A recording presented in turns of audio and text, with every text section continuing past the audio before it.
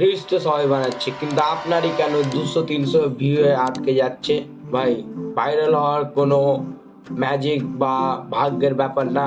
এটার পিছনে আছে একটা সলিড সাইকোলজি। অনেকে ভাবে ট্রেন্ডিং মিউজিক, হ্যাশট্যাগ লাগিয়ে আমি ভাইরাল হয়ে যাব। এটা একদম ভুল। ফেসবুক, ইনস্টাগ্রাম, ইউটিউব এদের অ্যালগোরিদম এর মোস্ট দুটো সব থেকে বড় কারণ হলো একটা অডিয়েন্স রিটেনশন, দ্বিতীয় শেয়ার।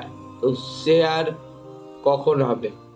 শেয়ার যখন আপনার ভিডিও রিলেটেবল হবে, ফানি হবে, কমেডি হবে, তখন আপনার শেয়ার করবে। আপনি কখন একটা এডুকেশন ভিডিও বা শিক্ষণীয় ভিডিও আপনি তা আপনার বন্ধুদের সাথে শেয়ার করেছেন?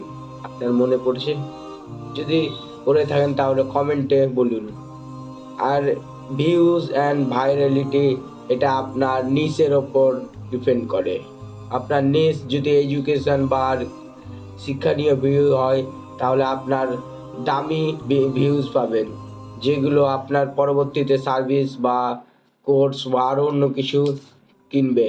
কিন্তু আপনার অডিয়েন্স খুব ছোট, আপনার হয়তো 50,000 বা 20,000 30,000 ফলোয়ার হবে, বা এর থেকেও বেশি হতে পারে। এবং আপনার যদি ফানি বা কমেডি নিচ থাকে, তাহলে আপনার এইটাই বেড়ে যাবে।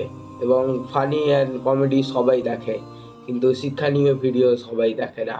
তো আপনার কন্টেন্টকে ইমপ্রুভ করতে থাকেন, আরও বেটার ইনফরমেশন দেন, আরও বেটার ভিডিও এডিটিং করেন, আরও বেটার ভিডিওকে ইমপ্রুভ করেন, কোয়ালিটি বাড়ান এবং ভিডিওর দিকে ফোকাস করুন। এইসব অটোমেটিক হয়ে যাবে। তো আজকে আমাদের day 19. Ramzan and local to online business সিরিজের দেখা হচ্ছে কাল। ততক্ষণের জন্য ফলো করে নাও।